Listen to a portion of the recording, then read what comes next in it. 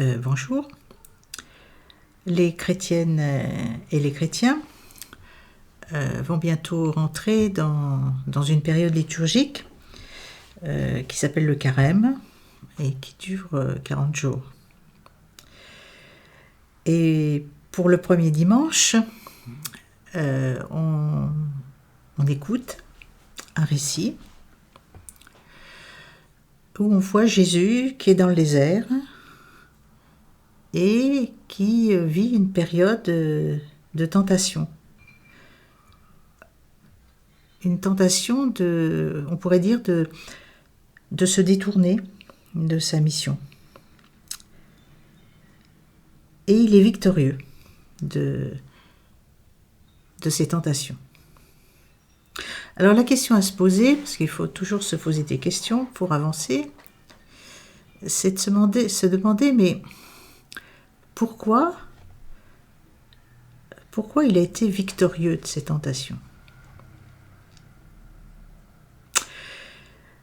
Alors pour y répondre, il me semble, pour comprendre vraiment la raison de sa victoire, je crois qu'il faut aller avant le texte. Qu'est-ce qui s'est passé avant le texte? Eh bien, il s'est passé un événement dans sa vie. Il a voulu être baptisé, plongé dans l'eau, comme tous les gens qui venaient voir Jean-Baptiste. Et au sortir de ce plongeon dans l'eau, Jésus a entendu. Il a entendu une parole étonnante. Il a entendu « Tu es mon fils bien-aimé ». Voilà. Et ça, je pense que c'est le secret de Jésus et c'est le secret de sa victoire. Parce que il a pu être victorieux de ses tentations parce qu'il a continué.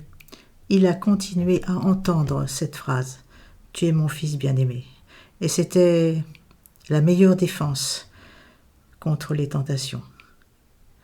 Contre ces tentations qui voulaient le détourner de ce qu'il est vraiment, le détourner de sa mission. Il est bien-aimé, voilà. Et du coup, si on est bien-aimé, voilà, on peut refuser les fausses réussites, les faux succès, les fausses vies. Alors, c'était son expérience.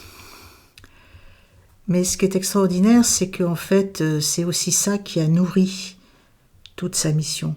Et on peut dire que toutes les rencontres qu'il a faites, la manière dont il a vécu ses relations avec les gens, c'était toujours pour leur dire qu'eux aussi, ils étaient bien aimés.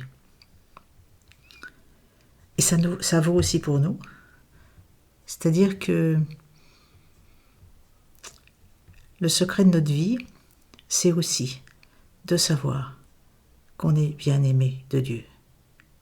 Et du coup aussi, ce sera la manière dont on peut le dire aussi aux autres, et le dire par nos actes, aussi par nos paroles, de dire aux autres tu es bien aimé.